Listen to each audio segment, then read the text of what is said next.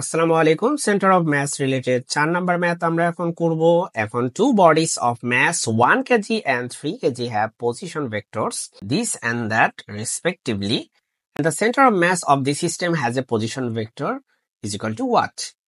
এটা খুবই simple straight forward একটা প্রবলেম। আমরা ডিরেক্টলি হচ্ছে ফর্মুলা ইউজ করব। সেন্টার অফ ম্যাসের যদি পজিশন ভেক্টর বের করতে হয়, পজিশন ভেক্টর বের করার ফর্মুলা হচ্ছে এটা।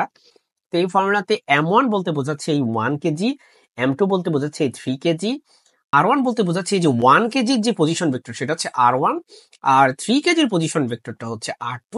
জাস্ট হচ্ছে ভেক্টরগুলো বসায় দিব আর নিচে হচ্ছে ম্যাস 1 প্লাস 3 মানে হচ্ছে 4 দিয়ে ডিভাইড করে দিব। 1 কেজির এবং তার করসপন্ডিং পজিশন ভেক্টর দিয়ে গুণ করছি, এই যে 1 আর এই যে করসপন্ডিং পজিশন ভেক্টর হচ্ছে i cap plus 2 j cap plus k cap, এটা দিয়ে গুণ করছি। আর সিমিলারলি আমরা হচ্ছে এই যে 3 কেজি তাকে গুণ করব তার করসপন্ডিং যেই পজিশন ভেক্টর এই যে 3 কেজির সাথে তার করসপন্ডিং পজিশন ভেক্টর গুণ করে দিব।